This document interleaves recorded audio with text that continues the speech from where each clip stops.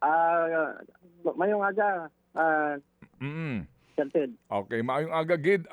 Kumusta kayo dyan? Meron kayong anunsyo na ngayon hindi muna papasada ang inyong mga grupo sa buong Western Visayas ba ito?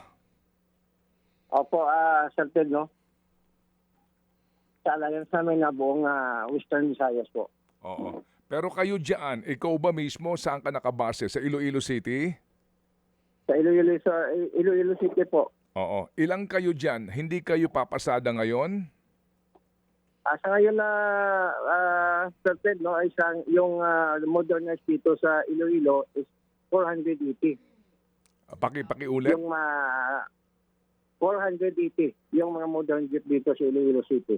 Buong Iloilo. Okay, 480. Itong 480, anong balita? Papasada ba kayo today? Hindi, wala kami nag-kuhan sa aming grahe, no? Wala kami naglabas, lumabas, no? At saka ang mga drivers namin ay standby lang doon sa aming grahe. Oo. Magkano ba ngayon dyan, ngayon, ang per liter ng diesel? Sa ngayon, Sir Ted, yung per liter dito is ang pinakataas is 117. Yung pinakababa is 103 o 104. 104, 103, pinakamababa, 117 ang pinakamataas.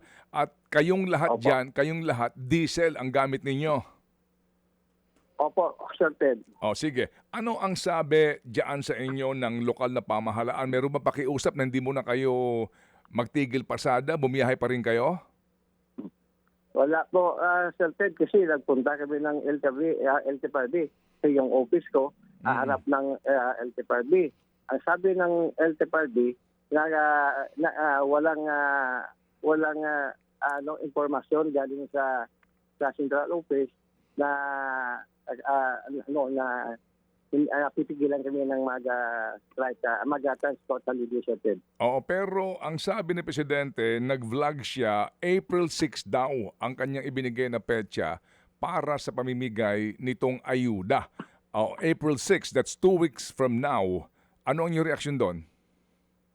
Sir Ted, yung hindi na kami kasi yung namin yung diesel namin ngayon na 4,000 plus yung namin bili.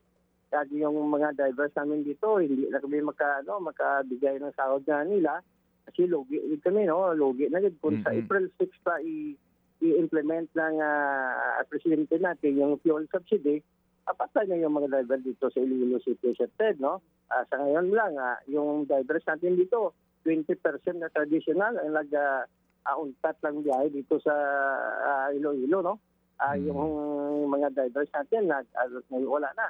Nagpunta sila sa mga construction na lang, no?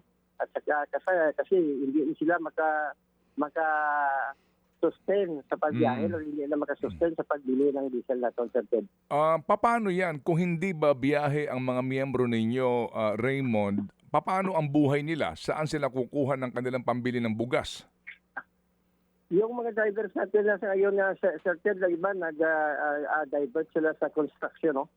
Yung iba nagbiyahe na lang ng sticker driver, no? At sticker na lang sila, no? Pedicab, no? Pedicab. Yung yung ibang driver natin, wala, standby sa bahay nila. Kasi iba na driver na to na natawag sila, sila kasi wala na silang kasi kahapon pumunta yung isang driver sa akin, ang misis niya umutang ng bigas, no? Binigyan natin lang 200 pesos para makababili ng ang bigas, no? Kasi nagbabiyahe siya, yung kita niya sakto lang sa kanyang diesel, wala sang pangbili ng bigas nila. Oo.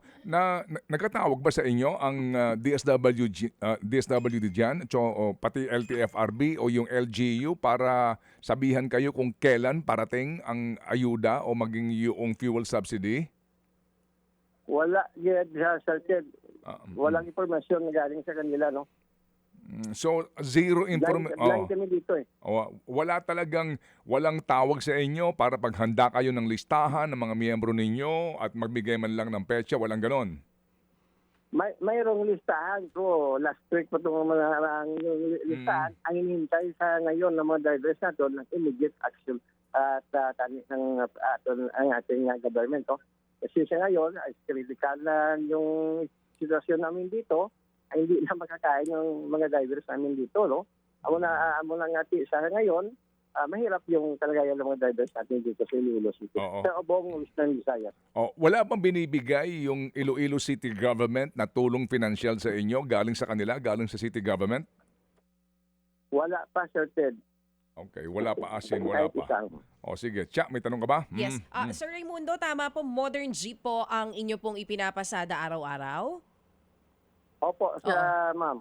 Sir Raymond, kamusta po kasi yung modern jeeps na yan? Tama, mataas ang puhunan dyan. Kamusta yung mga kasamahan nyo, maging kayo po, dun sa mga panghulog ninyo buwan-buwan para dito sa mga modern jeeps na kinuha ninyo? Sa ngayon ma'am, yung namin, wala kaming ihulog sa bangko, no. Sa ngayon wala din kasi kulang sa sa diesel namin. Yung diesel namin last namin isang kapital namin sa diesel namin is 2,500. Sa ngayon, kami ng 4,000 plus, no? Plus yung aming driver, yung aming conductor, logi na si Coop. Yung logi ang amortization pa namin, no? Yung logi namin dito araw-araw, ma'am, is 100,000 adi, no? Yung logi namin sa diesel yon.